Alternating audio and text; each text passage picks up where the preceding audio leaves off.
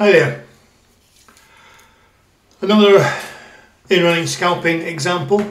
It's been a wee while since I recorded this, so I'm not sure if I remember everything that happened.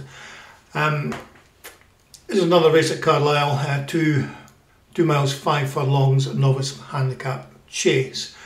Usual story, just getting involved in those runners that are sort of below 5, below 6, and popping in lots of different lays to a maximum liability of £400 or potential liability of £400.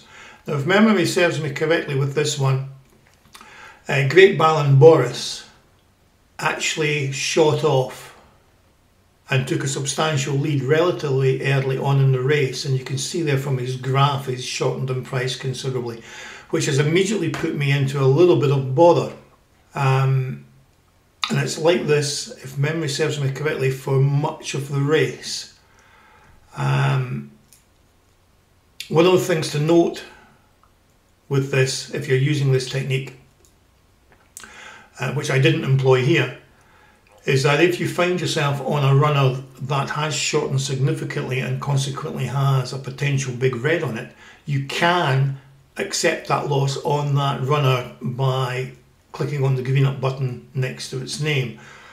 And the good thing about that, or the potential useful thing about that, is whilst accepting that loss, he's now trading at a lower price, so you can go back in and start trading at that much lower price. I didn't do that. I didn't really notice how much he had shortened, to be perfectly honest, because I was too busy recording. So I'm in a tricky situation at the moment, where I'm really just waiting on him to start drifting. Now, as we approach the halfway point, I was listening to William Hill radio at the time, and it was quite clear from the commentary that he wasn't extending his lead any further past the significant number of lengths he had got right at the beginning. Indeed, there were signs that the pack were starting to slowly reel him back in. And you can see that from the graph. In actual fact, it's effectively flatlined there. So what I've just done now is I've cleared the outstanding back bets that were sitting on him. And the reason for doing that is that that effectively stops Fairbot looping through the repeat on success counter. If any of those back bets had been taken, it would have generated another loop through the laying process. So by removing those, I've essentially negated that possibility. Of course, what I've effectively done now is left myself with a £300 lay on Great Balin Boris.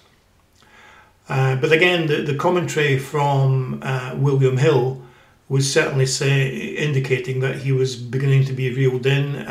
There were signs that he was beginning to weaken somewhat. So I was happy to leave this, but I was keeping a very close eye on that overall red green up figure, ready to pounce on that if it suddenly got much bigger.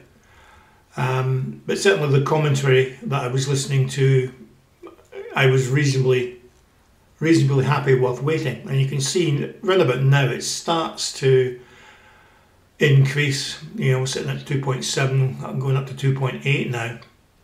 And once it reaches 3, the green up position becomes much more reasonable. And you'll find that we'll be able to trade out fairly shortly.